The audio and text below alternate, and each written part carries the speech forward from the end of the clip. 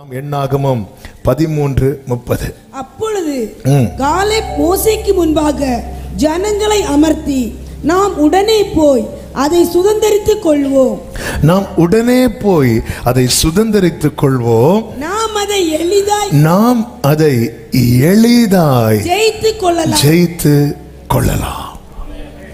அந்த கடைசி அந்த 3 வார்த்தைகளை எல்லாரும் சேர்ந்து சத்தமா நம்பிக்கையோடு சொல்ல போகிறோம். நாம் அதை எளிதாய், அதான் சத்தமா சொல்ல போறேன் இப்போ. சரியா? எல்லாரும் பார்த்துட்டீங்களா? எல்லாரும் சத்தமா வலது கையை உயர்த்தி விசுவாசத்தோடு சொல்லுங்க பார்க்கலாம். நாம் அதை எளிதாய் ஜெயித்து கொள்ளலாம். ஹல்லேலூயா! எளிதாய் ஜெயித்து கொள்ளலாம். நமக்கு இந்த சம்பவம் நன்றாய் தெரியும். அதிக முறை பேசப்பட்ட வேத பகுதிகள் தான். இந்த நாளிலே பேசும்படி ஆவியானவர் 2 நாளுக்கு முன்பதாகவே இடைப்பட்டு கொண்டிருந்தார். கானானை வேவு பார்ப்பதற்காக மோசே ஒவ்வொரு கோத்திரத்திலிருந்து ஒவ்வொருவரையாக தெரிந்தெடுத்து அனுப்புகிறார். எல்லாரும் போய் 40 நாள் சுற்றி பார்த்து விட்டு திரும்பி வருகிறார்கள். வரும்போது அந்த தேசத்து கனிகளையும் எடுத்துக்கொண்டு வருகிறார்கள். அவங்க பார்க்குறாங்க, தேசத்தின் கனிகளை கொண்டு வாருங்கள் என்று சொல்லி அவங்களை அனுப்பிவிட்டு அவங்க போய் தேசத்து வளங்களை மட்டும் பார்க்கவில்லை. சுற்றி யார் யார் இருக்கிறா இது எல்லாத்தையும் டீட்டெயிலாக எடுத்துட்டு வராங்க. ஆமென். கானானை குறித்த டீட்டெயில் அவங்கள்ட்ட இல்லை. ஆனால் கானானை சுற்றி யார் யார் இருக்கிறாங்கங்கிற அவ்வளவு டீட்டெயிலும் அவங்க கிட்ட இருக்கு. கர்த்தர் நமக்கு தந்த வாக்கு தத்தத்தை குறித்த டீட்டெயிலான காரியம் நம்ம கிட்ட இல்லை. ஆனால் அதை சுற்றி இருக்கிற அவ்வளவு நம்ம கிட்ட லிஸ்டா இருக்கு. ஆமென். நம்மளை பேச சொன்னா இவங்க 40 நாள் சுத்திட்டு வந்து கானானை பத்தி ஒரு லைன்ல முடிச்சுட்டு ஏனாக்கின் குமாரர் இருக்கிறாங்க. ஏன்னா அவங்க இந்த பூமியில ராட்சச பிறவிகளை போல அவங்களுடைய தோற்றம், அவங்களுடைய கேரக்டர், அவர்களுடைய சைஸ், அவங்க வெயிட் இதெல்லாம் அவங்கள பார்த்தாலே ஒரு ராட்சசன் மாதிரி இருப்பாங்க. கோலியாத்லாம் இருக்கிறால அதே மாதிரி இவங்க அதுதான் வந்து இவங்க ஏனாக்கின் குமாரரை கண்டார்கள். ஏனாக்கின் குமாரர் அங்க இருந்தாங்க. 22வது வசனத்துல தெற்கையும் சென்று எபிரோன் மட்டும் போனார்கள். அங்கே ஏனாக்கின் குமாரராகிய அகிமானும் சேசாயும் தல்மாயும் இருந்தார்கள். இந்த 3 பேரை கொஞ்சம் மனசுல வச்சுக்கோங்க, மனப்பாடம் பண்ண வேண்டாம். எபிரோன் எகிப்தில் உள்ள சோவானுக்கு 7 வருஷத்திற்கு முன்னே கட்டப்பட்டது. பின்பு அவர்கள் அங்கே இங்கே போய் திராட்சை கொலையை அறுத்து, அதாவது திராட்சை கொலையை ஒரு தடியில 2 பேர் கட்டி தூக்கி கொண்டு வந்தார்கள். மாதுளம் பழங்களிலும் அத்தி பழங்களிலும் சிலவற்றை கொண்டு வந்தார்கள். அதாவது யார் இருந்தா என்ன, நமக்கு சாப்பாடு நடக்கணும். அப்படி இவங்க நேரா வராங்க. 40 நாள் சென்ற பின்பு நேரா மோசே ஆரோன் கிட்ட வராங்க. இப்ப சபையார் எல்லாரும் வந்து நிக்கிறாங்க. அப்படி நிற்கும் போது அவர்களுக்கும் சபையார் அனைவருக்கும் சமாச்சாரத்தை அறிவித்து தேசத்தின் கனிகளை அவர்களுக்கு காண்பித்தார்கள். இப்ப 27வது வசனத்தில் அவர்கள் மோசேயை நோக்கி, நீர் எங்களை அனுப்பின தேசத்துக்கு நாங்கள் போய் வந்தோம், அது பாலும் தேனும் ஓடுகிற. அதன் அர்த்தம் என்ன? என் ஆண்டவர் ஒருவரையும் பொய் சொல்லி அழைத்ததே கிடையாது. ஆமென். தேவன் பொய் சொல்லி அழைக்கல, பொய் சொல்லி காத்திருக்க வைக்கல, பொய் சொல்லி இதுவரை கொண்டு வரல. என் ஆண்டவருக்கு பொய் பேச தெரியாது. சில காரியங்கள் ஆண்டவருக்கு தெரியாது. ஒரு காரியம், என் ஆண்டவருக்கு தோற்க தெரியாது. 2, என் ஆண்டவருக்கு பொய் பேச தெரியாது. 3, என் ஆண்டவருக்கு நம்பினவர்களை கைவிட தெரியாது. ஆமென். அது கரெக்ட். இந்த ஜெனரேஷன் வந்து எகிப்திலே பிறந்து வளர்ந்தவங்க. இதை பத்தியெல்லாம் தெரியாது. யோசேப்பு நாட்களிலே யாக்கோபு அந்த 70 பேரா வந்துட்டாங்க. அதுக்கப்புறம் இங்கேயே பிறந்து வளர்ந்து 4 தலைமுறை. இவங்களுக்கு அதை பத்தி தெரியாது. அதனாலதான் மோசே கூட போய் நீ போய் பார்த்துட்டு வா அப்படிதான் சொல்லி அனுப்புவார். 17வது வசனத்துல அவர்கள் மோசே அவர்களை கானான் தேசத்தை சுற்றி பார்க்கும்படிக்கு அனுப்புகையில் 18வது வசனத்தை பாருங்க. தேசம் எப்படிப்பட்டதென்றும் அங்கே குடியிருக்கிற ஜனங்கள் பலவான்களோ பலவீனர்களோ கொஞ்சம் பேரோ அநேகம் பேரோ என்றும். 19 அவர்கள் குடியிருக்கிற தேசம் எப்படிப்பட்டது, அது நல்லதா கெட்டதா.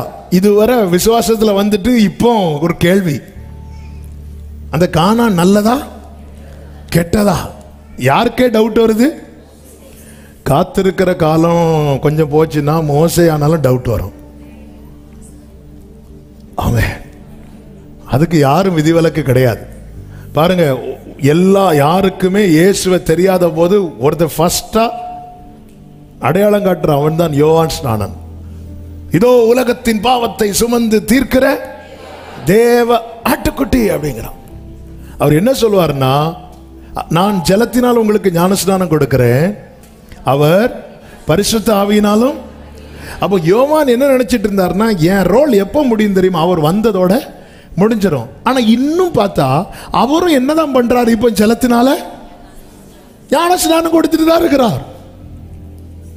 இப்போ சீஷர்கள் என்ன, நாளைக்கு யோவானுக்கு கழுத்தை வெட்ட போறாங்க. இப்போ யோவான் ஸ்நானன் சீஷர்களை இயேசுவின் இடத்துல அனுப்பி கேட்கிறார், வருகிறவர் நீர்தானா இல்ல வேறொருவர் வர?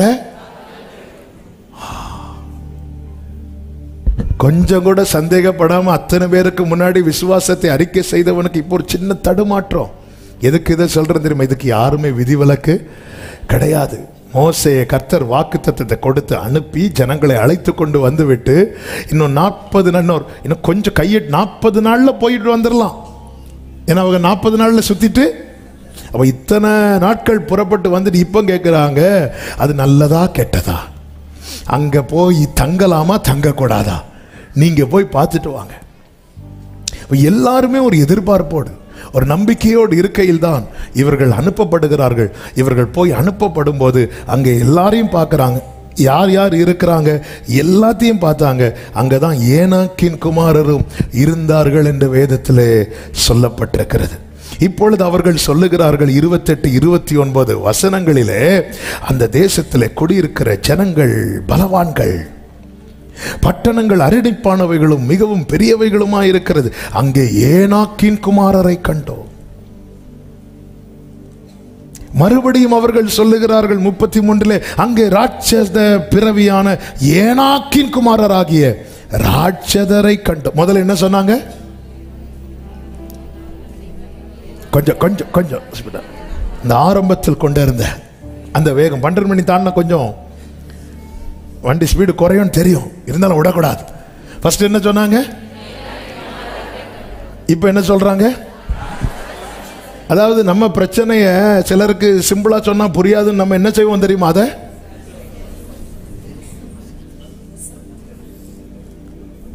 எனக்கு காய்ச்சல் தெரியுமா, எனது எனக்கு காய்ச்சல் அப்படின்னு சொல்ற மாதிரி.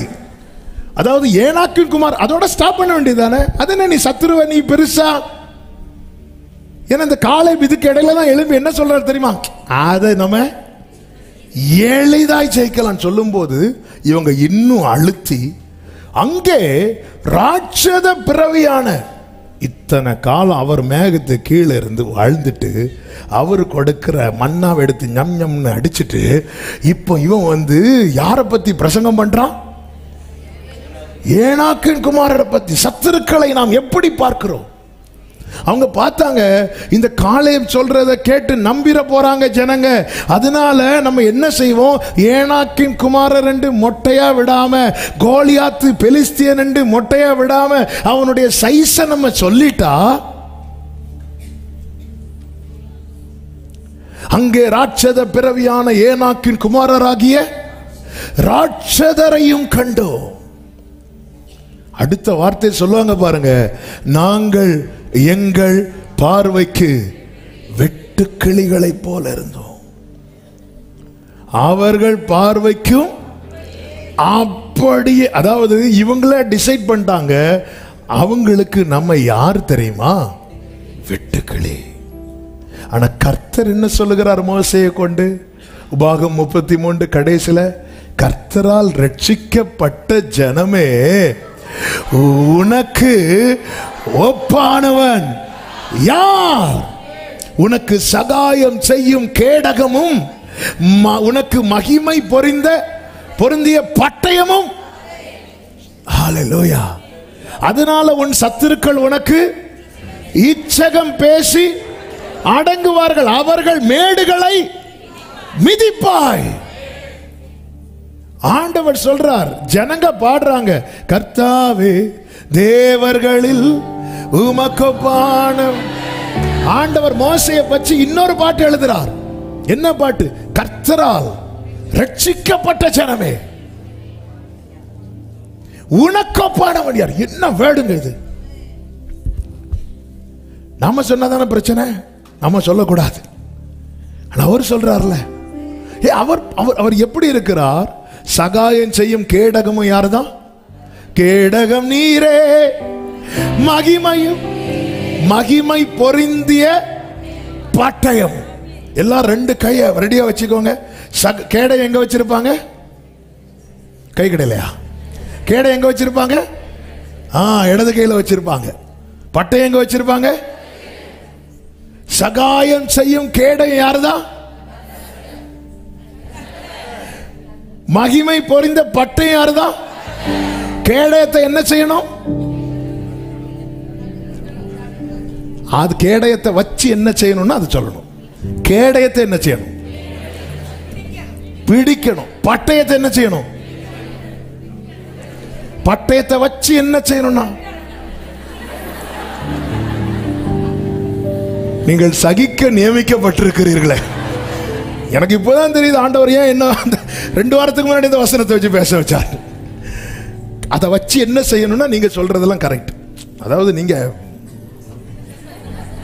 எல்லாம் பைபிள் காலேஜ் ஸ்காலர்ஸ் மாதிரி இருக்கிறீங்க. கேடயத்தை என்ன பண்ணணும்? சிம்பிள். பட்டயத்தை என்ன பண்ணணும்? கேடயம் யாரு? பட்டயம் யாரு? பிடிச்சுக்கோ, பிடிச்சுக்கோ.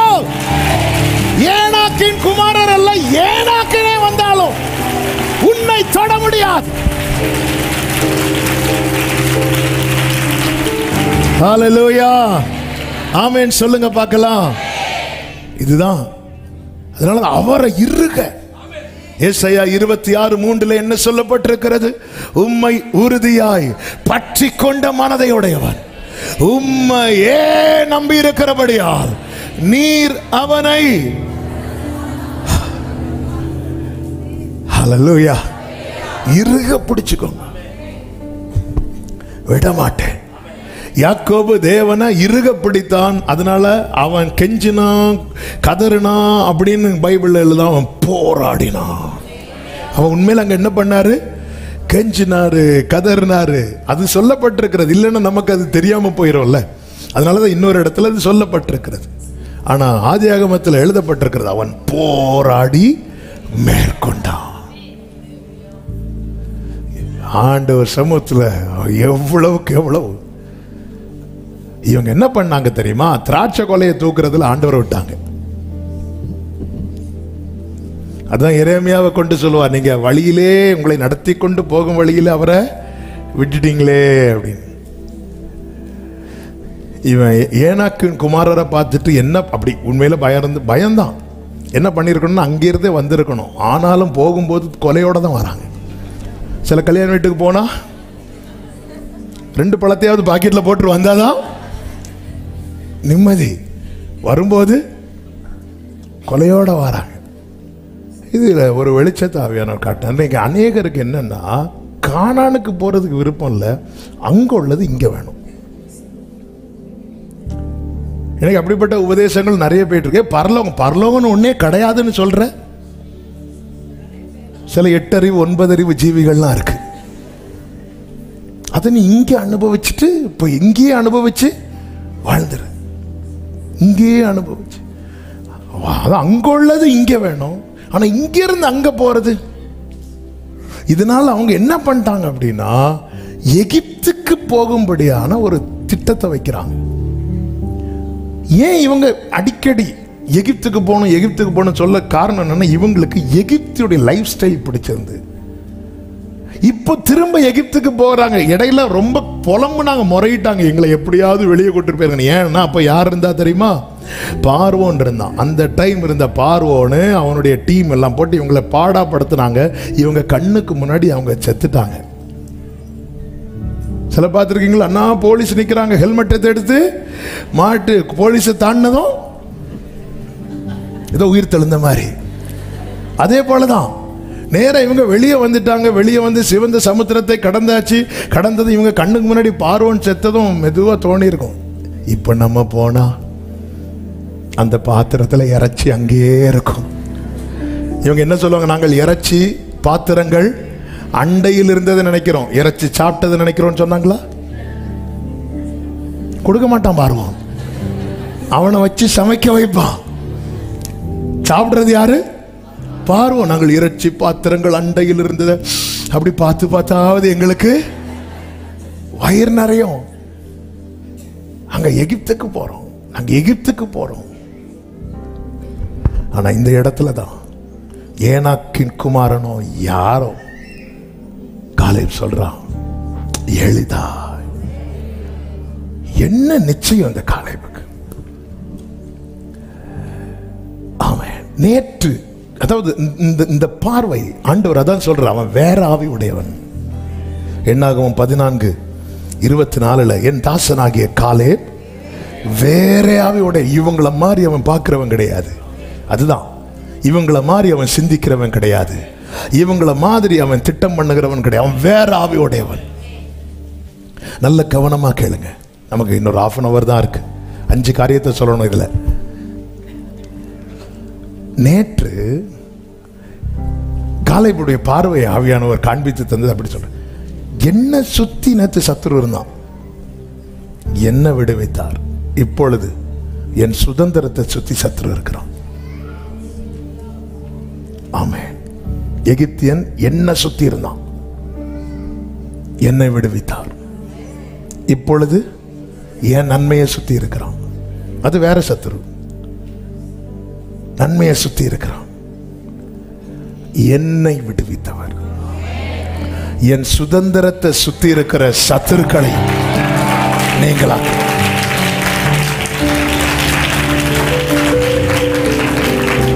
அதனாலதான் காலேப் சொல்லுகிறார், அவர்களை காத்த நிழல் அவர்களை விட்டு போய்விட்டது, கர்த்தர் நம்மோடே இருக்கிறார். 14:9 என்னாகும்? கர்த்தர் நம்மோடு இருக்கிறார். ஒரு ரட்சிக்கப்பட்ட தேவ பிள்ளை இந்த சவால்களை சந்திக்க வேண்டி இருக்கிறது. அதனாலதான் மோசே சொல்றாரு, யார் யாரெல்லாம் சுத்தி இருக்கிறாங்கன்னு போய் பாரு. ஏனாக்கின் குமாரர் அங்க இருக்கிறாங்க. அகிமான், சேசாயு, தல்மாயு. இவங்க என்ன எப்படி பார்த்த காலை மாதிரி இவங்க பார்த்திருந்தாங்கன்னா, இது ஈஸி அப்படிமாங்க. ஈஸி. ஏன்னா காதுனால எகிப்தில் இருக்கும் போதே மோசே அனுப்பி கேட்க வச்சு அங்கிருந்து வெளியே வர்றதுக்குள்ள அவ்வளவு போராட்டம். எகிப்துல கர்த்தர் யுத்தம் பண்ணது மாதிரி வேற எங்கேயுமே அவர் ரிஸ்க் எடுக்கவே இல்லை. எகிப்துல வந்து ஆட்டுக்குட்டி அடிக்கப்பட வேண்டிய ஒரு சூழ்நிலை இருந்துச்சு. ஒரு மனிதனை பாவத்திலிருந்து மீட்பதை விட ஆண்டவருக்கு வந்து பெரிய கடினமான வேலைங்கிறதுல ஒண்ணுமே கிடையாது.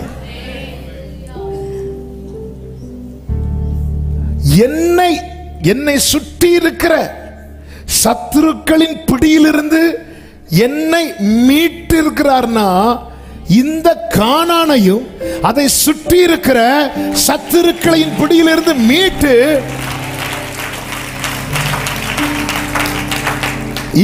இந்த நிச்சயம் ஒரு தேவ பிள்ளைக்கு வேணும். எனவேதான் இந்த காலேப் என்ன செய்கிறார் அப்படின்னா, அவர் செய்த 5 காரியத்தை நான் சொல்லி, அதாவது எளிதாய் ஜெயிக்கலாம் சொல்லி நான் செபிக்க. முதலாவது, அவன் அமர்த்துகிறான். என்னாகமம் 13:30 சொல்லப்பட்டிருக்கிறது, வாசியுங்கள். அப்பொழுது காலேப் மோசேக்கு முன்பாக ஜனங்களை அமர்த்தி, போதும், ஜனங்களை அமர்த்தி. எந்த ஜனங்களை அமர்த்துகிறான்? இது முடியாது, இது நடக்காது, இது வாய்ப்பில்லை, அங்க ஏனாக்கின் குமாரர் இருக்கிறாங்க, அங்க ராட்சத பிறவியான, இப்படி சொல்றவங்களை இந்த காலேப் என்ன செய்கிறான் அப்படின்னா அமர்த்துகிறான். நான் இதை ஆவிக்குரிய கண்ணோட்டத்தோடு பேச விரும்புகிறேன். தேவனுக்கு விரோதமான எண்ணங்கள், தேவனுக்கு விரோதமான பேச்சுக்கள், தேவனுக்கு விரோதமான செயல்கள் நம்மில் எழும்பாதபடிக்கு அதை என்ன செய்யணும் தெரியுமா? அதை அமர்த்த வேண்டும். அதை அமர்த்தணும். ஏன்னா பக்கத்துல கையேற்ற தூரத்துல கொண்டு வந்தாச்சு. இனி இப்படிப்பட்ட காரியங்கள் எழும்பி என்ன செய்ய வச்சிடக்கூடாதுன்னா, எனக்கு அது கிடைக்காம போக பண்ணிடக்கூடாது. நம் தேவனை குறித்த காரியங்கள் வேதம் நமக்கு அழகாய் காண்பிக்கிறது. ஒன்று, அவர் நம்முடைய நினைவுகளை தூரத்தில் இருந்து அறிகிறார். சங்கீதம் 139:2. நேரம் இல்லாததுனால வாசிக்கவில்லை, நானே சொல்லிவிடுகிறேன். சொல்லுகிற வசனம் மட்டும் வாசித்தால் போதும்.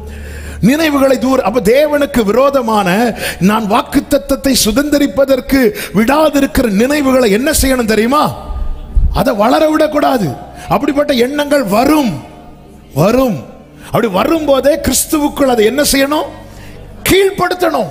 பவுல் அப்படித்தானே சொல்லுகிறார். 2 கொரிந்தியர் 10 அதனுடைய 5வது வசனத்தை வாசியுங்கள். 2 கொரிந்தியர் 10:5.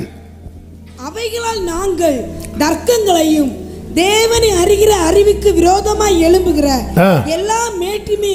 எல்லா மேட்டிமையையும் நிர்மூலமாக்கி எந்த எண்ணத்தையும் கிறிஸ்துவுக்கு கீழ்ப்படிய சிறைப்படுத்துகிறவர்கள் எந்த எண்ணத்தையும். அதை இன்னும் புரியும்படியே சொல்லணும்னா, எபேசியர் 5:11 சொல்லப்பட்டிருக்கும் பாருங்கள். கனியற்ற அந்தகார கிரியைகளுக்கு உடன்படாமல் அவைகளை கடிந்து கொள்ளுங்கள் அப்படின்னு இருக்கு. இயேசுவின் நாமத்தில் அதை அமர்த்தணும். ஒரு எண்ணம் போகுதா, இயேசுவின் நாமத்தில் இந்த எண்ணத்தை நான் கடிந்து கொள்ளுகிறேன். இப்படிப்பட்ட எண்ணம் எனக்குள்ள வந்துடக்கூடாது. உடனே நான் எதை நினைக்கணும் அப்படின்னா, கர்த்தர் எனக்கு சொன்னது, கர்த்தர் எனக்கு செய்தது. ஒருவன் எளிதில் சுதந்திரிக்கணும்னா முதல்ல இப்படிப்பட்ட எண்ணங்கள். ஏன்னா அவர் நினைவுகளை தூரத்திலிருந்து அறிகிறார். வேதம் சொல்லுகிறது, மனுஷனுக்கு உள்ளத்தில் இருப்பதை அவர் அறிந்திருக்கிறபடியால் அவர் அநேகரை நம்பி இணங்கலையா. இப்படியாடா நீ நினைச்சிட்டு இருக்கிற அப்படின்னு அவருக்கு தெரியும். நினைவின் தோற்றத்தை அறிவாராம். நான் நினைக்கிறது அவருக்கு முன்னாடி படம் போல ஓடுமா. இப்படிதான் ஒரு போதகர் பேசிட்டு இருந்தார். இங்க பாருமா, இங்க நீ நினைக்கிறது செய்யறது எல்லாமே அவருக்கு முன்னாடி நியாய தீர்ப்பு நாள்ல ஒரு பெரிய ஸ்கிரீன்ல எல்லாம் காண்பிக்கப்படும். உடனே ஒருத்தர் முடிச்சுட்டு பாஸ்டர் கேட்டார், அப்படியா நம்ம செய்யறதெல்லாம் எல்லாமே அங்க காட்டுவார் ஃபுல்லா. யாரெல்லாம் இருந்து பார்ப்பாங்க? தூதர்கள் இருப்பாங்க, அவங்க இருப்பாங்க, இவங்க இருப்பாங்க. என் மனைவி இருப்பாளா? ஏன்னா அவளுக்கு மட்டும் தெரிஞ்சிடக்கூடாது, அவங்களுக்கு மட்டும் எல்லாமே நினைவின் தோற்றத்தை அவர் அறிவார். நான் இங்க நினைக்கிறது அவருக்கு முன்னாடி அது ஒரு பிக்சராவே தெரியும். அதனாலதான் அதை அமர்த்தணும். ஏன்னா பக்கத்துல வந்துட்டோம், இதுவரை கொண்டு வந்துட்டார். இந்த பக்கத்துல வந்து இழந்தவர்கள் எத்தனை பேர் தெரியுமா? அமர்த்தன மோசேக்கு கூட முடியலையே. கர்த்தருக்கு பயந்தவர்கள் ஒருவரோடு ஒருவர் பேசிக் கொள்வதை கர்த்தர் கவனித்துக்கு பேச்சுகள் அமர்த்தணும். சில பேச்சுகள் பேசியே கெட்டவங்க தான் கிறிஸ்தவர்களில் அநேகர். இதுதான் உண்மை. நிறைய பேர் ஜெபத்தில் அவங்க வீரர்களா வீராங்கனைகளா இருப்பாங்க, ஆனா வாயை திறந்தா பேச்சு. நிறைய பேர் இது ஆவியானவர் தெளிவா உணர்த்தி கொண்டே இருக்கிறார். நம்ம என்ன பேசுறோம் கவனித்து கேட்ப, சும்மா கேட்க மாட்டாராம். அவர் போற வழியில காதல் எல்லாம் உள்ளதில்ல, கவனித்து.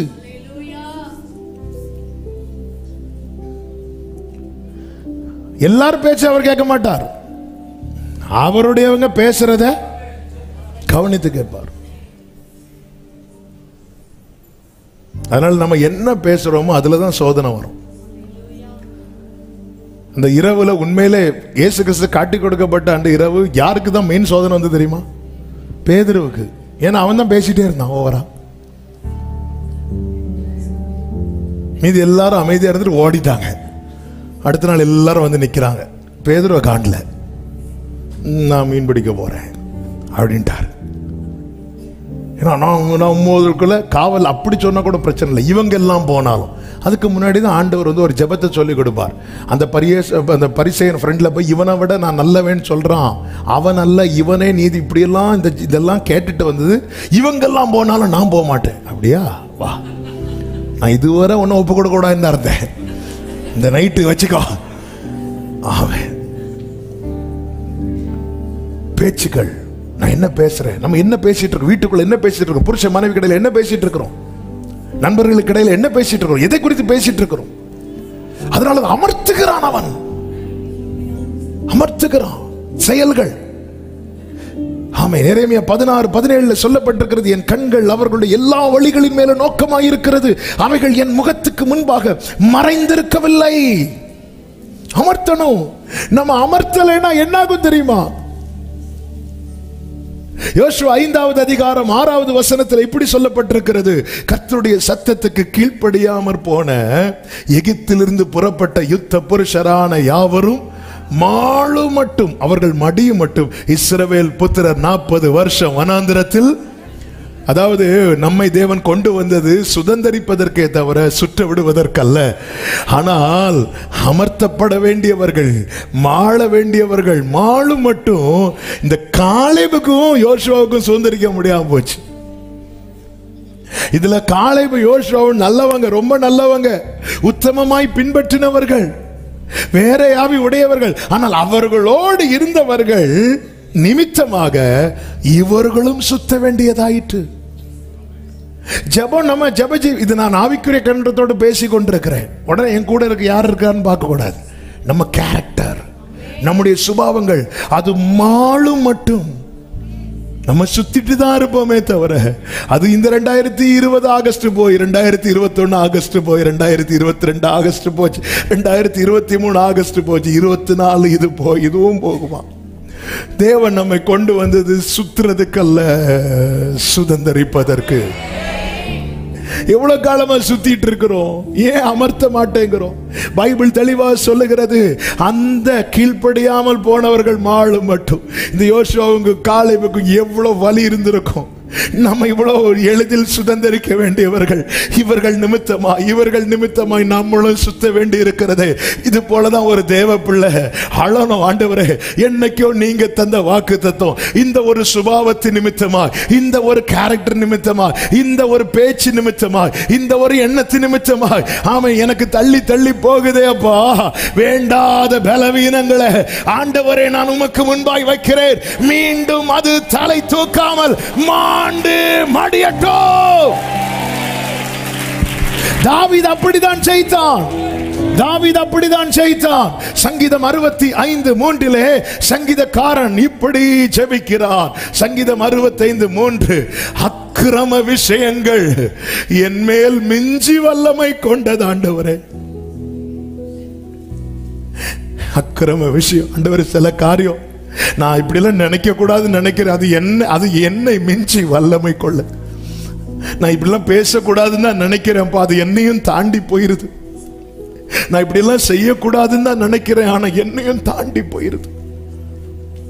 எனக்கு இறங்குங்க தேவரீரோ, எங்கள் மீறுதல்களை நிவர்த்தியாக்குகிறீர். அப்ப அக்கிரம விஷயங்கள் நம்மில் மிஞ்சி வல்லமை கொள்ளும் போது நம்ம என்ன பண்ணிடுவோம் தெரியுமா? மீறிடுவோம், எல்லாத்தையும் மீறுவோம். அதனால சுதந்திரிக்க வேண்டிய நாம சுத்திட்டு இருக்கிறோம். ஆமே. அன்பு சகோதரி, அன்பு சகோதரா, நீங்க என்னைக்கே சுதந்திரிக்க வேண்டியவங்க தெரியுமா? நீங்க நல்லவங்க தான். உங்க ஜெப ஜீவியத்துல ஃபால்ட் இல்ல, விசுவாச ஜீவியத்துல ஃபால்ட் இல்ல, எல்லாம் ரைட். ஆனா சில காரியங்கள் ஓங்கும் போது அதை அமர்த்த விட்டுட்டோம். சில பேச்சுகளுக்கு நாம கண்ட்ரோல் போட, கடிவாளம் போட விட்டுட்டோம். சில எண்ணங்களுக்கு நாம கடிவாளம் போட விட்டுட்டோம். இஷ்டத்துக்கு நினைக்கிறது, இஷ்டத்துக்கு பேசுறது, இஷ்டத்துக்கு செய்யறது. இதனால என்னாச்சுன்னா சுதந்திரிக்க வேண்டிய நாம அவைகள் நிமித்தம் சுத்திட்டே இருக்கிறோம். நேரா போனா கையில கிடைக்கும், முடியல, சுத்திட்டே இருக்கிறோம். எதெல்லாம் சுத்த வேண்டி இருக்கு? எரிகோவை சுத்த வேண்டி இருக்கு. எதையெல்லாம் எத்தனை மலைகளை சுத்த வேண்டி இருக்கிறது. சில சுபாவங்கள் ஆவியானவர் சபைகளுக்கு சொல்லுகிறதை காதுள்ளவன் கேட்க கடவன். சில சுபாவங்கள் நம்மில் மாளும் மட்டும், அது அழியும் மட்டும் நம்ம சுதந்திரிக்க முடியாது. நம்ம என்ன நினைக்கிறோம்? 30 நாள் ஜெபம் அட்டன் பண்ண உடனே 31வது நாள் வீடை தட்டி வந்து கொடியை தந்துட்டு போவாங்கன்னா, சில சுபாவங்கள் நமக்கு உடனே இன்னொரு ஆளை ஞாபகம் வருதா? அவங்க கிட்ட இந்த கேரக்டர் இல்லை, இவங்க கிட்ட இந்த கேரக்டர் இல்லை. யாரை சொல்றேன்னு வீட்டில் போய் கண்ணாடியில் பாருங்க, தெரியும். நான் சுதந்திரித்து இருக்கிறேனா? எனக்கு கொடுக்கப்பட்ட வாக்குத்தத்தம் என்று கொடுக்கப்பட்டது. வருடம் எத்தனை ஆகிறது? 40 நாளில் அடைய வேண்டியதை ஏன் 40 வருஷம் ஓடணும்? இதுல பாதிக்கப்படுறது காலேப் அல்லவா? பாதிக்கப்படுறது யோசுவா அல்லவா? அவங்களும் சேர்த்துதானே சுத்தணும். நம்முடைய சில கேரக்டர் நிமித்தமா, சில சுபாவங்கள் நிமித்தமா நம்ம குடும்பமும் சேர்ந்துதானங்க நம்ம கூட சுத்திட்டு இருக்கு. நம்ம பிள்ளைங்க என்னங்க தப்பு பண்ணாங்க? அவங்களுக்கும் கிடைக்க வேண்டியதும் கிடைக்காம அவங்களும் சுத்திட்டு தானங்க இருக்கிறாங்க.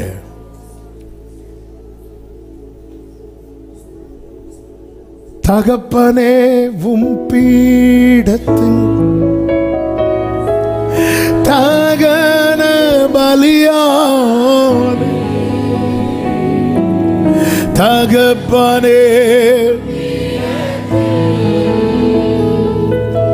தகன பலியானே அக்கினி ஆமே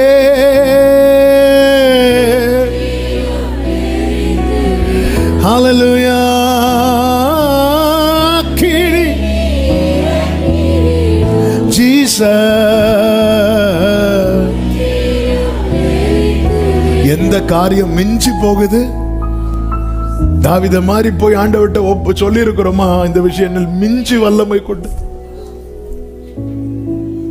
அதை கடிந்து கொள்ள எனக்கு கிருபை தாரும், அதை அமர்த்த கிருபை தாரும். எளிதில் சுதந்திரிக்க வேண்டிய என்னைக்கோ இந்த கடன் பாரம் மாற வேண்டியது, என்னைக்கோ இந்த ஆசீர்வாதம் கையில கிடைக்க வேண்டியது, என்றைக்கோ. ஆமென். இந்த ஆமீன் போட்டுட்டு திரும்பி போகும் தெரியுமா?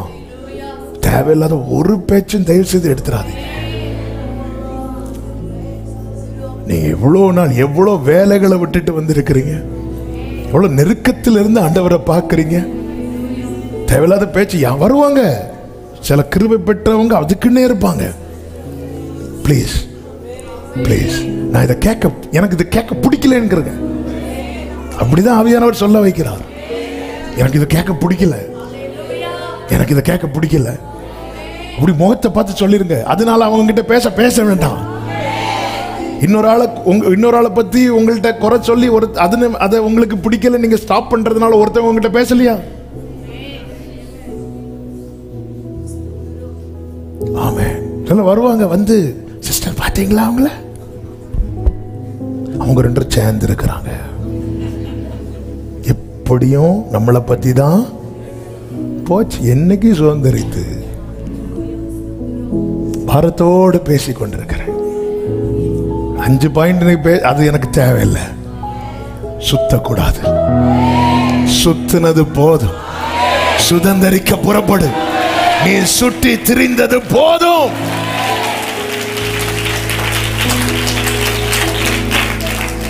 அவன் அமர்த்துகிறான். இல்லைன்னா அந்த அவங்க மாளு மட்டும், ஹல்லேலூயா, மாளு மட்டும் சுத்திட்டே இருக்கணும். எப்படி இருக்குங்க? இதுதாங்க என் சுதந்திரம்னு வைங்களேன். இதுதான் சுதந்திரம். இப்படி போய் எடுக்கிறதுக்கு தான் உண்டு. ஆனா என் பேச்சினால, என் எண்ணத்தினால, என் செயல்னால நான் இப்படி சுத்திட்டே இருக்கிறேன்னு வைங்களேன். சுத்தி சுத்தி சுத்தி சுத்தி சுத்தி சுத்தி எங்க விழுவோன்னு தெரியாது.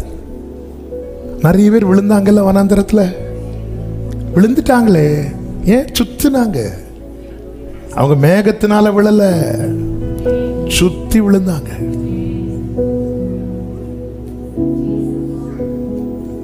ஏங்க நம்ம சில நமக்குன்னு சில நியாயத்தை பிடிச்சு வச்சிருக்கிறோம் தெரியுமா? அதனால பாதிக்கப்படுறது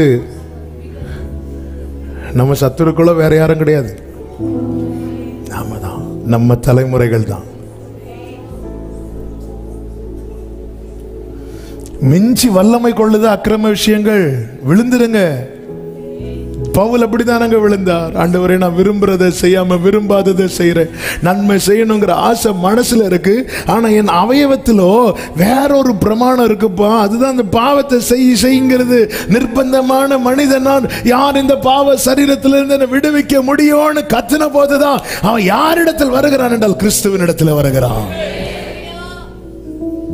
அதனாலதான் பவுல் சொல்லுகிறார், இவை எல்லாவற்றிலும் நம்மில் அன்பு கூறுகிறவராலே நாம் முற்றிலும் ஜெயம் கொள்ளுகிறோம்.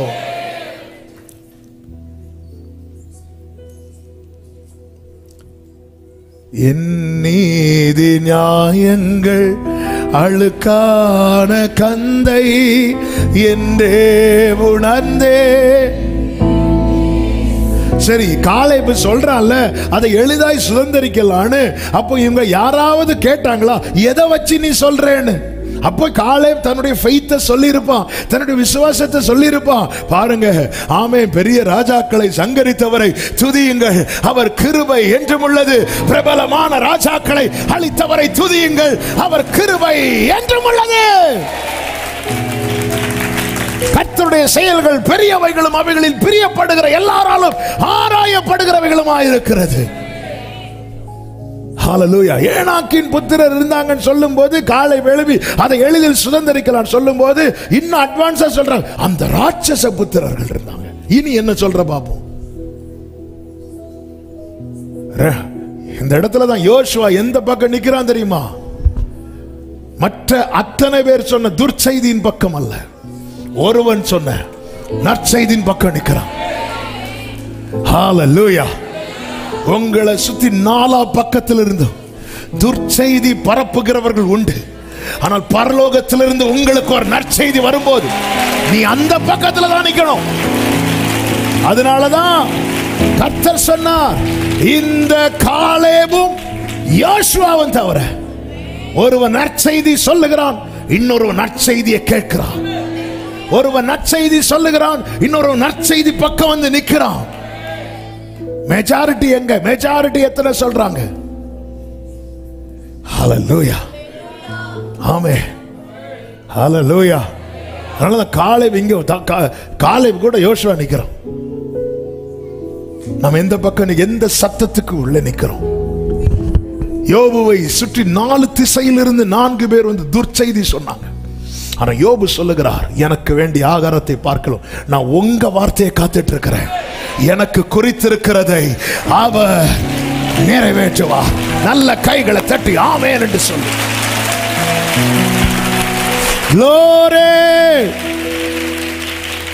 அவங்க சொன்னாங்க, இவங்க சொன்னாங்க, அவங்க சொன்னாங்க, இவங்க சொன்னாங்க. நீ எங்க இருந்த?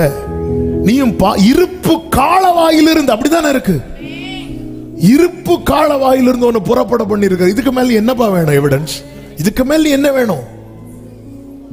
இன்னைக்கு நீ ஏனாக்கின் புத்திரரை பெருசா பேசிட்டு, அவங்க இருக்கிறது வரைக்கும் என்னால சுதந்திரிக்க முடியாது, அவங்க இருக்கிறது வரைக்கும் முடியாது, அதனால நம்ம எகிப்துக்கே போயிருவோம். அங்க யாரு இல்ல? பார்வோன் இல்ல, அங்க அவன் இல்ல, இங்க இவன் இருக்கிறான், அதனால நமக்கு எங்க போவோம்? ஆமென். பரலோகத்துக்கு போலாமா? அங்க போற வழியில சாத்தான் இப்படி நிக்கிறான், அதனால நம்ம அங்க போக வேண்டாம். நம்ம எங்க யாக்கோபு கானான் வீட்டுக்கு போகும்போது தான் 2 பேரும் பிரச்சனைக்கு வராங்க. யாரெல்லாம்? லாபானும் ஏசாவும். உடனே வேண்டாம் மாமா, நான் அங்கேயே வந்துடுறேன் மாமா, மாமா மாமான்னு சொல்லிட்டு வரல. அவன் புறப்படுறதுல உறுதியா இருந்தான். கர்த்தர் லாபான்ட்ட பேசிட்டார், என் பிள்ளைய தொட்டுறக்கூடாதுன்ட்டார், ஒரு தீங்கு செஞ்சிடக்கூடாது. ஏசாக்கு மனசை மாத்தி விட்டார். தகப்பனிடத்தில் வருகிறான். நாம் சுதந்திரத்தை நோக்கி பயணிக்கிறவர்கள். இங்கே நாம் சுதந்திரிக்க வேண்டிய நன்மைகளை ஆயத்தம் பண்ணி வைத்திருக்கிறார். அங்கே நித்தியத்தில் நாம் சுதந்திரிக்க வேண்டிய நன்மைகளை ஆயத்தம் பண்ணி வைத்திருக்கிறார். நாம் அதை நோக்கி பயணித்துக் கொண்டிருக்கிறோம்.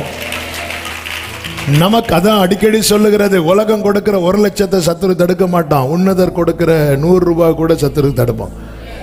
ஏன்னா அவனுக்கு தெரியும் அதுல அவங்களுக்கு போதுமானது இருக்கும். அதனால அதான் தேவன் கொடுக்கிறது. ஹல்லேலூயா. அதாவது நல்லா புரிஞ்சுக்கோங்க, சாத்தான் என்னதான் அந்த உலகம் ஃபுல்லாக அவன் கையில் வச்சு ஆடு அதை உருட்டினாலும் சரி, அதை என்ன பண்ணாலும் சரி, அவனுக்கு பரலோகத்திலிருந்து ஒரு நன்மையும் அவனால் பெற்றுக்கொள்ள முடியாது. அந்த கடுப்பு இருக்கும்ல அவனுக்கு. ஹல்லேலூயா. அவன் அது இருக்கும்ல. என்ன இருந்தாலும் இன்னைக்கு நம்ம கிருபையில் நிற்கிறோன்னா அவனுக்கும் கிருபைக்கும் சம்மந்தமே கிடையாது. ஏன்னா அவன் விழுந்தது எங்கேருந்து? மேலிருந்து என்ன டைவடிச்சு விழுந்திருப்பான் இல்ல. அதனால நம்மளை தள்ளி விட்டது அவன் சிரிச்சான். நீதிமான் 7 தடவை விழுந்தாலும் திரும்ப எழுப்பி நிற்கிறான். இது அவனால தாங்க முடியல. ஹல்லேலூயா. சத்துருவுக்கு கிடைக்காதது தேவ பிள்ளைக்கு கிடைத்தது. அதுக்கு பேர் தான் கிருபை. அவர் தேவ தூதருக்கு உதவியாக கை கொடாமல் ஆபிரகாமின் சந்ததிக்கு உதவியா. ஹல்லேலூயா. எனவே தேவையில்லாத விஷயங்கள் நம்மில் மிஞ்சி வல்ல அதை அமர்த்தணும் இயேசுவின் நாமத்தில். அதை நம்ம அக்செப்ட் பண்ணணும். இந்த சத்தம் எழும்பிட்டுன்னா, இந்த எண்ணங்கள் நம்மில் எழும்பிட்டுன்னா, சுதந்திரிக்கிறதுக்கு பதிலாக என்ன செய்வோம்? சுத்திட்டு இருப்போம். எத்தனை பேருக்கு சுத்துறது பிடிக்கும்? சுத்தணுமா சுதந்திரிக்கணுமா? ஆமென்,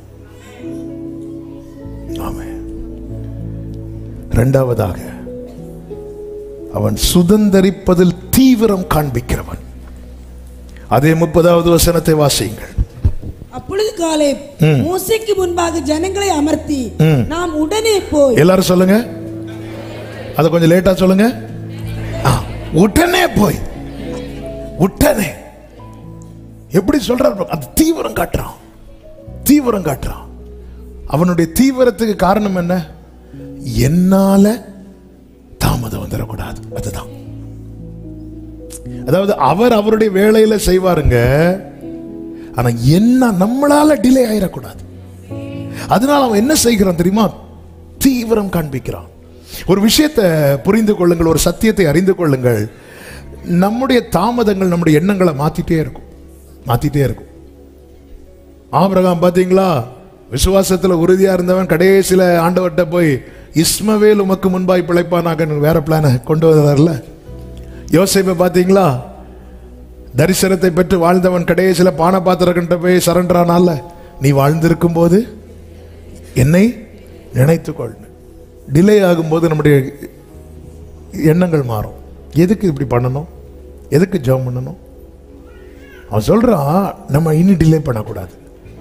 கண்ணில் காட்டிட்டார், காதில் கேட்க வச்சிட்டார், இப்ப கண்ணில் காட்டிட்டார். இனி என்ன செஞ்சுதான் ஆகணும்? சுதந்திரித்து தான் ஆகணும். நம் தேவன் யார் தெரியுமா? வடக்கை நோக்கி கொடு என்றும் தெற்கை நோக்கி வைத்திராது என்று சொல்லுகிறவர். அந்த டைம் வரும்போது தீவிரமாய் பாருங்கள். இந்த பார்வோன் ஒரு ஆர்டர் போடுவான். என்ன ஆர்டர் போடுவான்னா, யோசேப்பை கொண்டு வா. ஏன்னா அவர் ஒரு சொப்பனம் பார்ப்பாரு. அவர் பார்த்த சொப்பனத்தினால அங்க இருக்கிற எல்லாருக்கும் தூக்கமும் போச்சு. ஏன்னா இவருக்கு தலைக்குள்ள ஃபுல்லா பசுக்கள் ஓடிட்டே இருக்கு. 7 கொளுத்த பசுக்கள், அடுத்து 7 மெலிந்த பசுக்கள் போய் கொளுத்த பசுக்கள் அவ்வளோத்தையும் சாப்பிட்டுட்டு இவர் எழும்பி இருந்துட்டு, என்னடா இது தலைக்குள்ள ஃபுல்லா இவ்வளோ பசுக்கள் ஓடுனா, எல்லாரும் எழுப்பி விடு. எல்லாம் வந்து நிற்கிறாங்க. இப்படி ஒரு சொப்பனம் பார்த்து இதுக்கு அர்த்தம் சொல்லு அப்படின்னு. அப்போதான் பானபாத்திரக்காரனுக்கு ஞாபகம் வருது, அவன் இப்படி எங்கள் ஜெயிலில் ஒருத்தர் இருக்கிறான் அப்படின்னு. உடனே பார்வோன் யோசேப்பை அழைப்பித்தான்.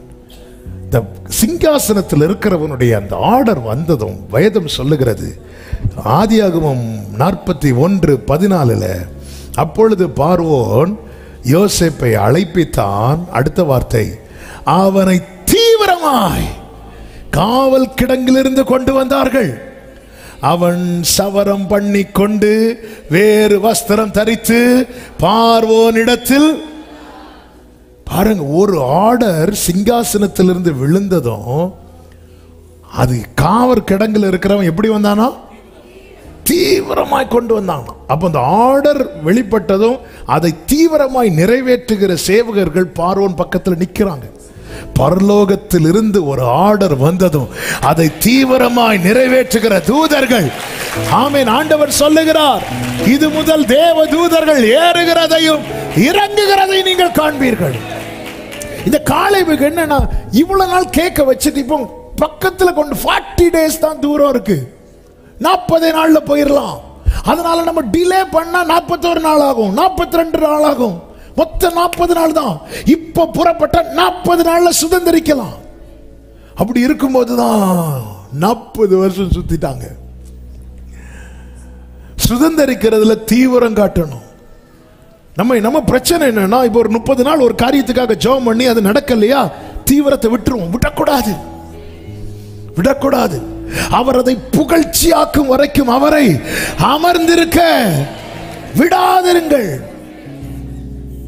நம்ம தீவிரம் காட்டும் போது விலங்குகள் எல்லாம் அறுப்புண்டு போகும், துரத்தப்பட வேண்டியவைகள் துரத்தப்படும். கர்த்தர் நமக்காக யுத்தம் பண்ணுவார். நேரம் போகிறதுனால அடுத்த வார்த்தை வேகமாக சொல்லுங்க. 3வது, பின்னானவைகளை விரும்பாதவன். இந்த காலேபு எங்கேயுமே ஒரு இடத்துல கூட எகிப்துக்கு போவோன்னு பேசவே இல்லை. ஏன்? அவன் பின்னானவைகளை விரும்பாதவன். மாறாக இந்த ஜனங்கள், அதாவது மற்றவர்கள் இந்த வேவு பார்க்க போனா, இந்த தேசத்தை வேவு பார்க்க போனாங்கல்ல, அவங்க எல்லாம் கானான் தேசத்தை பத்தி எப்படி சொல்லுவாங்க தெரியுமா? 13:27 அது பாலும் தேனும் ஓடுகிற தேசம்தான் அப்படிம்பாங்க. பரலோகத்துக்கு போகணுமா? போகணும் அப்படின்னு சொல்லுவாங்கல்ல சிலர். ஆனா இந்த காலேப் அதை எப்படி சொல்லுவார் தெரியுமா? 14:7 இஸ்ரவேல் புத்திரரின் சமத்த ஸ்தபதியை நோக்கி, நாங்கள் போய் சுற்றி பார்த்த தேசம். இப்ப தெரியுது எப்படி, கொஞ்சம் சத்தமா சொல்லுங்க. மகா நல்ல தேசம். அதன் அர்த்தம் என்ன? அவனுக்கு எகிப்து வேண்டாம், அவனுக்கு பழையது விட்டது இனி வேண்டாம். பின்னானவைகளை விரும்பாதவன். கர்த்தர் ஆயத்தம் பண்ணது, அது எவ்வளவு சூப்பர் தெரியுமா? கர்த்தர் ஆயத்தம் பண்ணது எவ்வளவு மேன்மை தெரியுமா? அது மற்றவங்களை எப்படி சொல்றாங்க? அது பாலும் தேனும் ஓடுகிற நல்ல தேசம்தான். பரலோகத்துக்கு யாருக்கெல்லாம் போகணும். ஆனாலும் அங்க உள்ள கனியை கொண்டு எகிப்துல வச்சு சாப்பிட்றதுல இருக்கிற சந்தோஷம். எல்லாருக்கும் அங்கிருந்து மன்னா இங்க வரணும், இங்க இருந்து போய் அங்க அந்த மறைவான மன்னாவை சாப்பிட்றது யாருக்கும்? ஆமென். இன்னைக்கு ஆண்டவர் வந்து சும்மா சொல்றாரு, இன்று நான் உன்னை எடுத்துக்கொள்ளவா மகளே அப்படி கேட்டா, ஆண்டவரே என்ன விட்டுருங்க. சர்ச்சில் என் பக்கத்தில் ஒரு ஆள் இடிச்சிட்டு இருக்கிறாங்க, அவங்களே எடுத்துட்டீங்கன்னா நாளைக்கு நான் ஃப்ரீயா இருந்தேன். அதாவது பின்னானவைகளை மறந்து, பின்னானவைகளை மறக்கிறோமா? ஏன் எளிதில் சுதந்திரிக்க முடியவில்லை? ஆண்டவரே, நீர் உமக்கு காத்திருக்கிறவர்களுக்கு நீர் உண்டு பண்ணி வைத்தவைகளை ஒரு கண்ணும் காணவில்லை. அவன் அதெல்லாம் எவ்வளவு ருசிச்சு எழுதியிருப்பாங்க. உம்மிடத்தில் அன்பு கூறுகிறவர்களுக்கு நீர் ஆயத்தம் பண்ணினவைகள். ஏன்னா ஆண்டவர் எப்பவுமே பெஸ்ட் தான் வச்சிருக்கிறாங்க. ஏன்னா பைபிளே இருக்குல்ல, இந்த கிறிஸ்துவின் பைத்தியம் என்பது அப்படி ஒன்று கிடையாது. ஒருவேளை பைத்தியம் என்ன, எதுவுமே யோசிக்காம செய்யறது. ஒருவேளை ஆண்டவர் எதையாவது யோசிக்காம செஞ்சா கூட மனிதனுடைய ஞானத்திலும் மேலதான் இருக்குமா. ஆண்டவர் சும்மா ஐயா தெரியாம கைத்தட்டுப்பட்டு, சில கைத்தட்டுப்பட்டு உடையும் தெரியுமா? சில வேணும் உடைச்சிட்டு என்ன சொல்லுவாங்க தெரியாம. அவர் தெரியாம பண்றது கூட இந்த மனிதன் மொத்தமா இருந்து யோசித்துட்டு ஒண்ணு செய்வான் தெரியுமா, அதை விட பெஸ்டா தான் இருக்கும். அப்படிப்பட்ட தேவன் நம்முடைய தேவன். அப்ப அவர் நமக்காய் ஆயத்தம் பண்ணினது எப்படி இருக்கும்? The best. எசேக்கியேல் 20:6 அதுதானே ஆண்டவர் சொல்லுவார். எசேக்கியேல் அந்த வசனத்தை வாசிங்க. எசேக்கியேல் தீர்க்கதரிசன புஸ்தகம் 20:6. நான் அவர்களை எகிப்து தேசத்திலிருந்து அழைப்பேன் என்றும் அவர்களுக்காக நான் பார்த்து வைத்ததும் பாலும் தேனும் ஓடுகிறதும் எல்லா தேசங்களிலும் சிங்காரமுமான தேசத்திலே அவர்களை கொண்டு வந்து. என்னங்க, அதாவது எதெல்லாம் நீ பெஸ்ட்னு சொல்றியோ அதை விட பெஸ்ட். அதுதான் காலேப் அப்படி பார்த்ததுனால அவனுக்கு இந்த பழசு மேல ஆசை வரல, எகிப்து மேல ஆசை வரல. அவன் ஒரு நாள் அந்த எகிப்துக்கு போவான்னு கேட்கல, எகிப்துக்கு போற கூட்டத்திலே அவன் சேரல. அதனாலதான் அந்த காலேப் மேல இவங்க எல்லாம் என்ன செய்தாங்க தெரியுமா? கல் எடுத்தாங்க எரியறதுக்கு. அவன் எகிப்தின் பேசுகிற கூட்டத்தில் இவன் இருக்க மாட்டான். அதனால இவனை யாருக்கும் பிடிக்காது.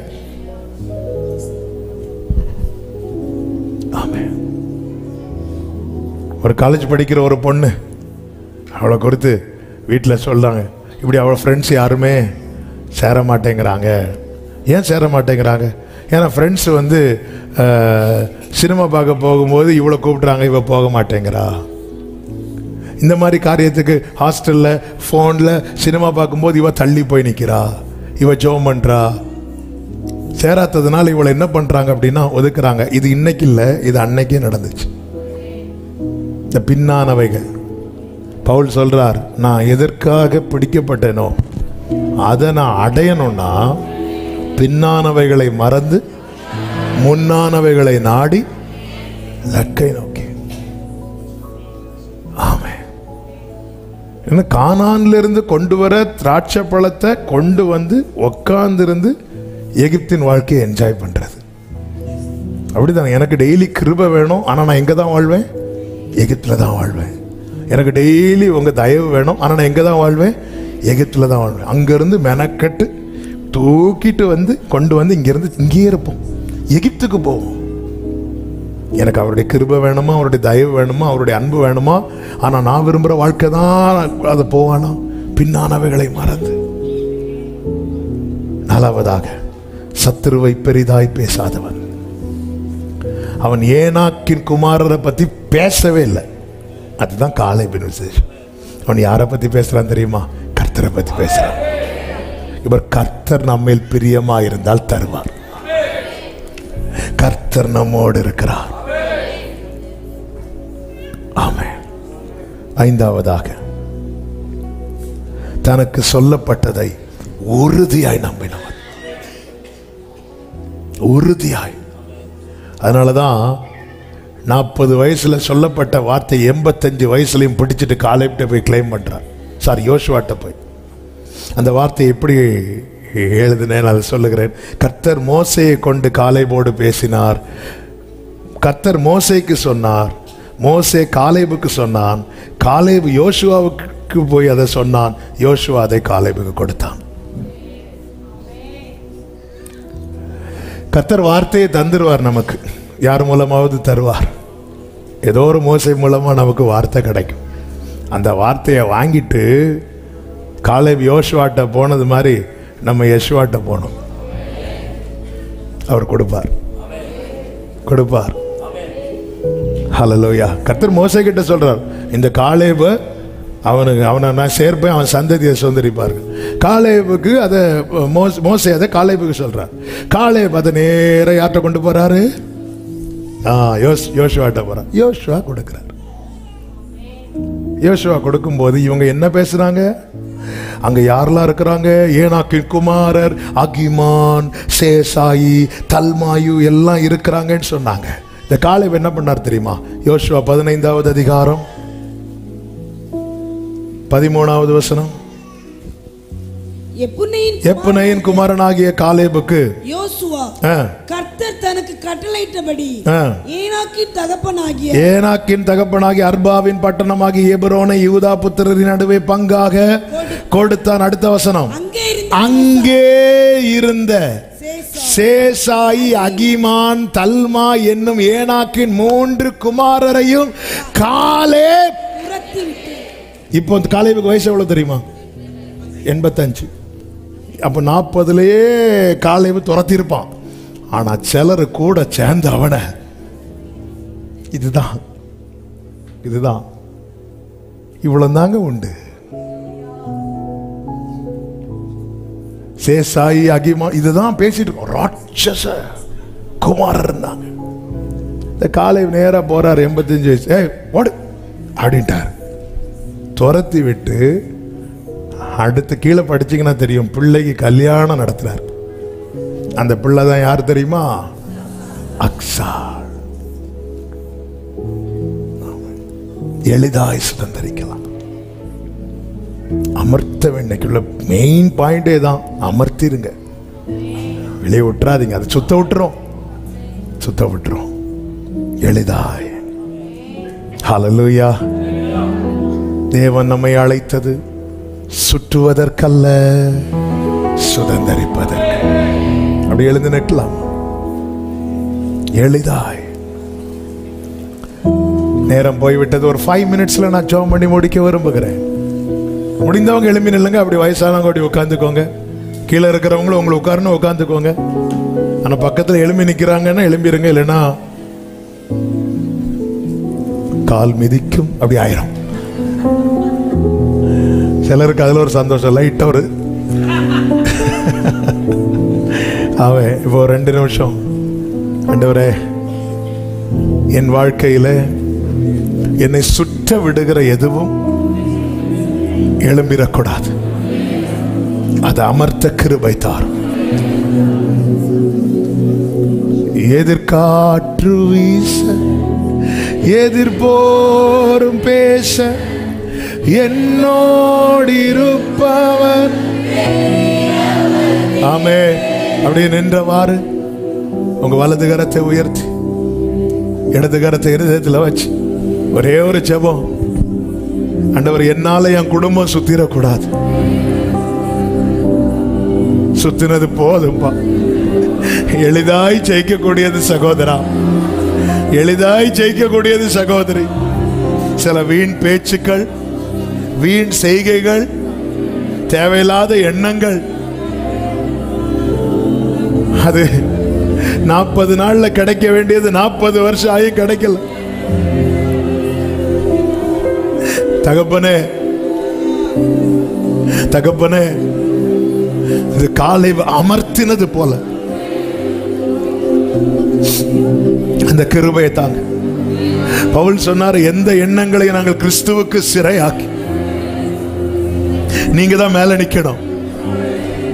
ஏனாக்கின் குமாரர் அல்ல, மேக ஸ்தம்பத்தில் அக்கினி ஸ்தம்பத்தில் உனக்கு மேல கர்த்தரை வச்சுட்டு நீ ஏனாக்கின் குமாரரை பெருசா பேசிட்டு இருக்க பாரு. இது ஆண்டவருக்கு எவ்வளவு கோபம் தெரியுமா? இது ஆண்டவருக்கு எவ்வளவு வலி தெரியுமா? கிருபை தாரும், கிருபை தாரும், கிருபை தாரும். ஆண்டவர், எல்லாரும் ஆண்டவர்கிட்ட சொல்லுங்க, இனி நான் சுத்திரக்கூடாதுப்பா, சுதந்திரிக்கணும். என்னால என் குடும்பம் சுத்திரக்கூடாதுப்பா, என்னால என் குடும்பம் சுத்தக்கூடாதுப்பா. இந்த காலைக்கு எவ்வளவு வலி இருந்திருக்கும். 40 வயசுல கிடைக்க வேண்டியதை 85 வயசுல போய் வாங்குறார். ரீசன் என்ன? கூட இருக்கிறவங்களால சுதந்திரிக்க முடியல. சில நேரத்தில் நமக்கு தோணுங்க, நம்ம இவ்வளவு அழுதோம், ஏன் நம்மளும் சுத்திட்டு இருக்கிறோம்? கூட இருக்கிறவங்களால.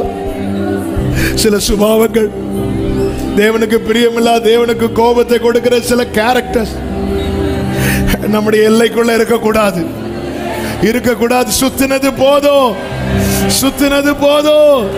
மலை நாட்டுக்கு திரும்புங்கள், எபிரோனுக்கு திரும்புங்கள்.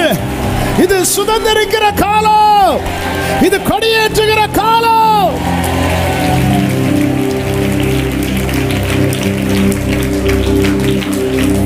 Thank you, Holy Spirit. Thank you, Holy Spirit.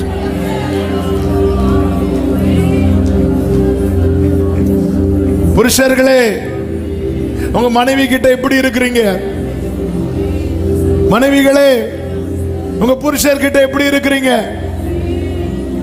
ஜெபம் ஓகே, எல்லாம் ஓகே. சில கேரக்டர் அமிழ்த்தி தான் ஆகணும்.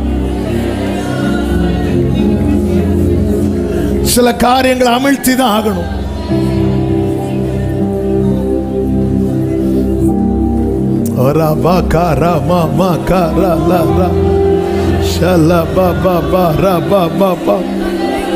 தகப்பனே, தகப்பனே, பெற்றோரே, உங்க பிள்ளைங்க கிட்ட எப்படி இருக்கிறீங்க? உங்க மருமக்கள் கிட்ட எப்படி இருக்கிறீங்க?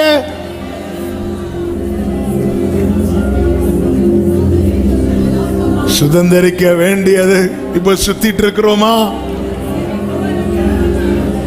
நம்ம நியாயத்தை பிடிச்சு வச்சிட்டு இருக்கிறோம்ல. ஹல்லேலூயா.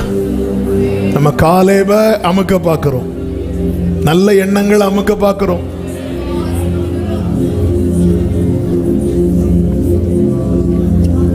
ஆண்டவரே, கிருபை தாரும்.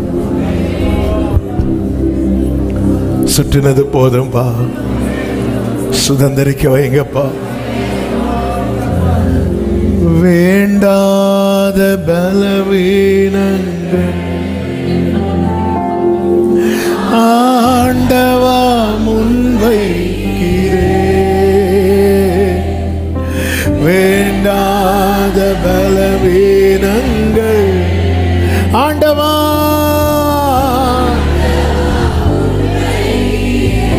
மீண்டும் தலை தூக்காமல், மீண்டும்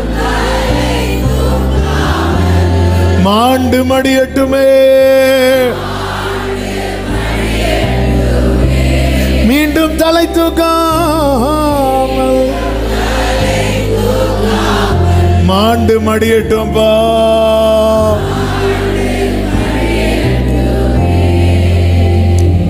கிருபையினால் உம்முடைய சிங்காசனம் எங்கள் மேல் ஸ்தாபிக்கப்படுவதாக.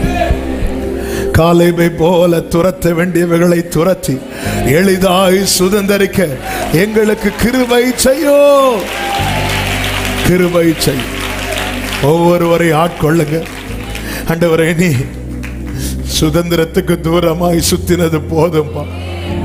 ஒவ்வொருவரையும் சுதந்திரிக்க வைத்து சாட்சியாய் நிறுத்துவீராக. தேவ சமாதானம் கிருபை ஒவ்வொருவரையும் ஆட்கொள்ளட்டும். சமாதானத்தோடு அனுப்புங்க, சாட்சியாய் கொண்டு வாங்க. மகிமை, கனம், துதி, ஸ்தோத்திரம் அனைத்தும் ஒருவருக்கே செலுத்துகிறோம்.